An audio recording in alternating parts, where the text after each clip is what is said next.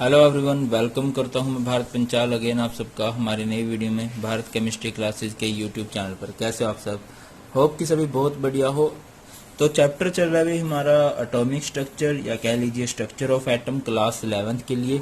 आज नया आर्टिकल पढ़ने वाले हैं हम लोग, dual nature of matter and radiation, जो कि फेमस है डी ब्रोगली या de Broglie concept of dual nature of matter. नाम से क्लियर है ड्यूअल नेचर के जो मैटर्स होते हैं, मैटर होते हैं, कोई भी पदार्थ होते हैं, इसकी ड्यूअल नेचर होती है। जो मूविंग माइक्रोस्कोपिक पार्टिकल, अगर छोटा सा पार्टिकल मूव कर रहा है तो उसमें दो नेचर होंगी।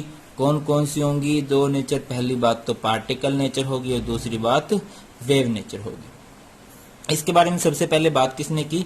1905 में 1905 में आइंस्टीन ने सबसे पहले बोला कि लाइट जो है उसकी ड्यूअल नेचर होती है, एक तो वेव नेचर होती है और दूसरी पार्टिकल नेचर होती है। तो एक फ्रेंच केमिस्ट जिनका नाम था लुइस डी ब्रोए या लुइस डी ब्रोगली, 1924 के अंदर उन्होंने बोला कि जिस तरह से लाइट के पास ड्यूअल नेचर होती है, उस तरह से दूसरे पार्टिकल्स के पास भी ड्यूअल नेचर हो सकती है, like photons, electron, proton, atom, molecule, microscopic particle, even macroscopic particle भी। बट यह कि माइक्रोस्कोपिक पार्टिकल में इतना वो ऑब्जर्व नहीं किया जाता, बाकी माइक्रोस्कोपिक पार्टिकल में वो अच्छे से ऑब्जर्व किया जा सकता है। ठीक है ना? तो दो नेचर बोली गई। अगर छोटा पार्टिकल मूव कर रहा है वो कौन कौन सी? पहला पार्टिकल नेचर और दूसरा वेव नेचर। ठीक है। और अगर कोई भी वेव एक पार्टिकल के साथ है, उस वेव को क्या बोला जाएगा? मैटर वेव या डी ब्रोगली वेव। अभी हमें एनर्जी निकालनी है उस पार्टिकल की जिसके पास दो नेचर है। कौन कौन सी नेचर है? वेव नेचर है और पार्टिकल नेचर है। तो एनर्जी ऑफ वेव क्या होता है? E equal to H nu, जो कि प्लैंक्स क्वांटम थ्योरी से किया है हमने लास्ट आर्टिकल के अंदर। E इक्वल टू क्या होता है? H nu, where H is Planck's constant and nu is frequency. हमने बताया था कि किसी भी वेव की अगर आपको एनर्जी बतानी है तो वो डिपेंड करती है उसकी फ्रीक्वेंसी पे। दूसरा एनर्जी ऑफ पार्टिकल, ये किस तरह से दी जाती है? E is equal to mc square, जो कि हमें पता लगा था आइंस्टाइन इक्वेशन से। तो यह है इक्वेशन नंबर 1, ये है इक्वेशन नंबर 2। इन दोनों को हम लोग कंपेयर कर देते हैं। तो ये आपका क्या आ जाएगा भाई? E is equal to H nu is equal to mc square. ये क्या हो जाएगा? H nu is equal to mc square. ठीक है ना? अभी न्यू का फॉर्मूला हमें पता हो गया था c बाय लैम्डा, तो ये हो जाएगा c बाय लैम्डा और ये mc स्क्वेयर। अगर मैं लैम्डा को इस तरफ ले जाऊं, mc स्क्वायर को इस तरफ ले जाऊं, तो c से c कैंसिल हो जाएगा, ये होगा h by mc, where h is Planck's constant and m is mass of the particle and c is velocity of that particle कह लीजिए, या ऑफ दैट इलेक्ट्रोमैग्नेटिक रेडिएशन कह लीजिए। ठीक है ना? वेलोसिटी, मास इंटू वेलोसिटी क्या होता है भाई? मोमेंटम होता है। तो mc को हम क्या लिख सकते हैं? p लिख सकते हैं। और यही हमारी क्या होती है? डी ब्रोगली इक्वेशन होती है, या इसको कह लीजिए ये भी डी ब्रोगली इक्वेशन है। लैम्डा का और मोमेंटम का क्या रिलेशन होता है भाई? ठीक है, लैम्डा जो है वो इनवर्सली प्रोपोर्शनल होता है किसके? मोमेंटम के। याद रखिए, न्यूमेरिकल में काम आने वाला है। लैम्डा को हम लोग क्या बोलते हैं? डी ब्रोगली वेवलेंथ बोलते हैं। ओके, हुई बात। चलिए तो अभी देख लेते हैं इसके कुछ न्यूमेरिकल, ज्यादा अच्छे से आपको ये बात समझ में आ जाएगी। पहला क्वेश्चन है, what will be the wavelength of a ball of mass 0.1 kilogram moving with the velocity of 10 metre per second. आपको वेवलेंथ बतानी है। तो पहले क्वेश्चन का आंसर किस तरह से कर सकते हैं हम आसानी से? देखिए, हमें क्या गिवन है? हमें वेवलेंथ कैलकुलेट करनी है, यानी लैम्डा हमें कैलकुलेट करना है। गिवन क्या है? वेलोसिटी। वेलोसिटी को हम लोग c से लिख सकते हैं, ठीक है, या फिर c को हम वेलोसिटी ऑफ लाइट के लिए रखते हैं, इसको हम v से लिख देते हैं। v क्या है? 10 metre per second. And mass कितना गिवन है? मास आपको गिवन है 0.1 किलोग्राम। और यहां से लैम्डा का फॉर्मूला h बाय mc, या कह लीजिए h by mv। h Planck's constant की वैल्यू कितनी होती है भाई? 6.626 इंटू 10 की power -34 kilogram metre square per second. To the mass जो कि आपको गिवन है 0.1 एंड वेलोसिटी जो कि आपकी गिवन है 10 मीटर पर सेकंड। तो यहां से बहुत आसानी से हो जाएगा। ये ऐसे कैसे ही आंसर आ जाएगा आपका, कितना आ जाएगा 6.626 इंटू 10 की पावर -34, क्योंकि इसका पॉइंट हटाओगे ऊपर 10 लगाओगे और 10 से 10 कैंसिल हो जाएगा न्यूमेरिकल।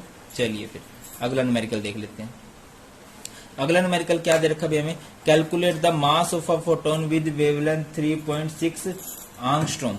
अच्छा, ये दोनों क्वेश्चन एनसीईआरटी के हैं और एनसीईआरटी बहुत जरूरी है, जैसा कि मैं हमेशा बोलता हूँ किसी भी एग्जाम के लिए।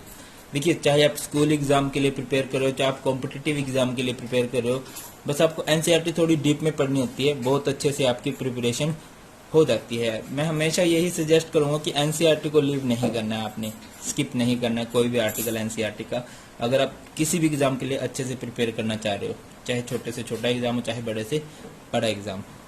Next question,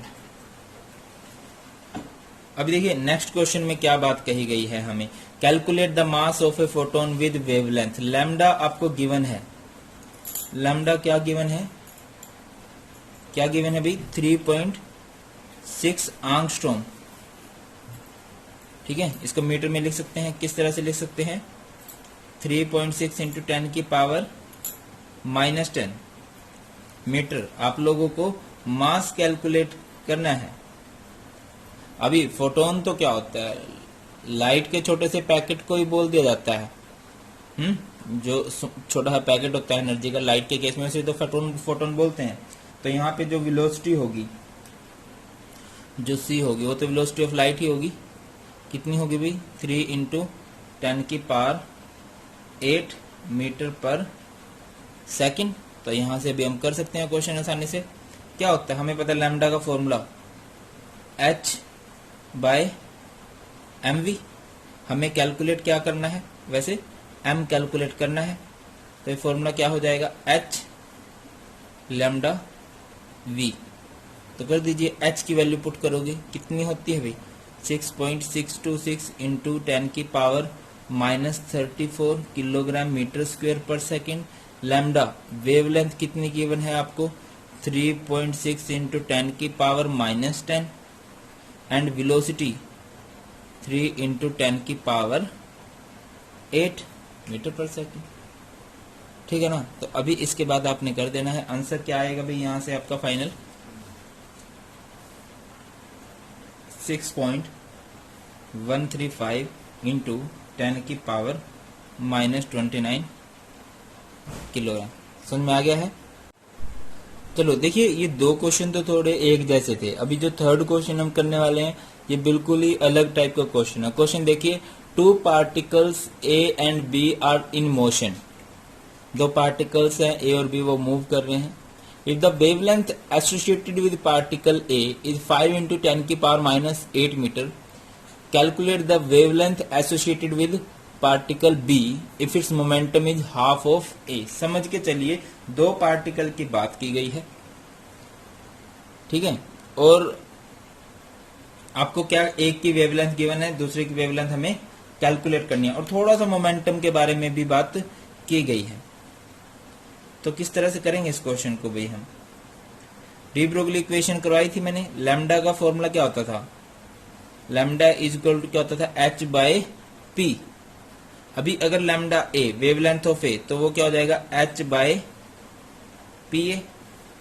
and lambda b क्या हो जाएगा h/pb। क्लियर होती है। और अगर मैं यहां से बात करूं lambda a by lambda b, क्या हो जाएगा h/pa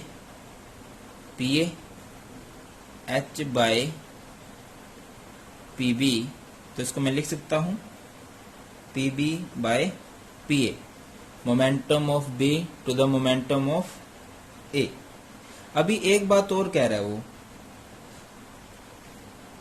if its momentum is half of a, आपको b की वेवलेंथ कैलकुलेट करनी है, लैम्डा b आपको कैलकुलेट करना है। अगर मोमेंटम ऑफ b हाफ है मोमेंटम ऑफ a के, क्या बोल रहा है वो, pb जो है वो है pa का हाफ। तो यहाँ से कर लीजिए, बहुत आसानी से कैलकुलेट किया जा सकता है। हमें पता है दैट कि lambda A and lambda B का फॉर्मूला क्या है, पीबी। पीबी क्या है, half of P A. P A से पी ए कैंसिल होगा,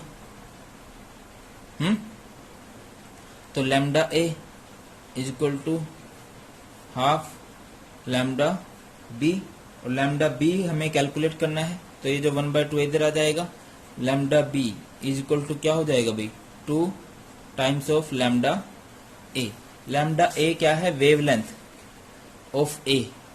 कितनी गिवन है वेवलेंथ ऑफ ए आपको, 5 इंटू 10 की पावर -8, 2 टाइम्स कर दो तो ये क्या हो जाएगा, 10 इंटू 10 की पावर -8, या फिर आप लिख सकते हो 1.0 इंटू 10 की पावर -7 मीटर। तो इस तरह के क्वेश्चन बन सकते हैं डी ब्रोगली वेवलेंथ या डी ब्रोए वेवलेंथ से नहीं, ड्यूअल नेचर से।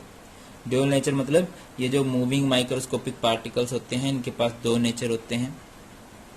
कौन कौन से भाई, एक तो पार्टिकल नेचर और एक वेव नेचर। सबसे पहले बात किसने की थी, आइंस्टाइन ने की थी कि जो लाइट है इसके पास 2 नेचर होती है। उसके बाद डी ब्रोगली ने और पार्टिकल्स के बारे में बताया कि माइक्रोस्कोपिक और मैक्रोस्कोपिक दोनों में ही 2 नेचर पाई जाती है। आई होप कि ये वीडियो आपको अच्छी लगी है, समझ में आ गया होगा। सिंपल सी वीडियो थी।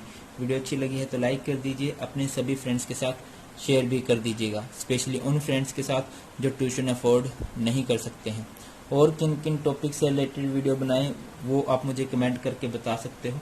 व्हाट्सएप ग्रुप बनाए हुए हैं, लिंक मैंने डिस्क्रिप्शन में डाल दिया है, तो व्हाट्सएप ग्रुप भी आप ज्वाइन कर लीजिए। एंड अगर आपको ये नोट्स चाहिए या और सभी चैप्टर के नोट्स चाहिए और सभी लेक्चर्स के जेईई नीट के क्वेश्चन टाइप से वीडियो चाहिए, ऑब्जेक्टिव टाइप के क्वेश्चन किस तरह से हैं, वो सब आपको मिलेंगे मेरे अनअकैडमी चैनल से। अनअकैडमी चैनल का लिंक मैंने डिस्क्रिप्शन में डाल दिया है, तो वहाँ से ओपन करिए एंड वो टोटली फ्री है सब कुछ आप लोगों के लिए। चलिए in the end of this video यही बोलूँगा, thank you so much for watching. जल्दी मिलते हैं नई वीडियो में। जय हिंद।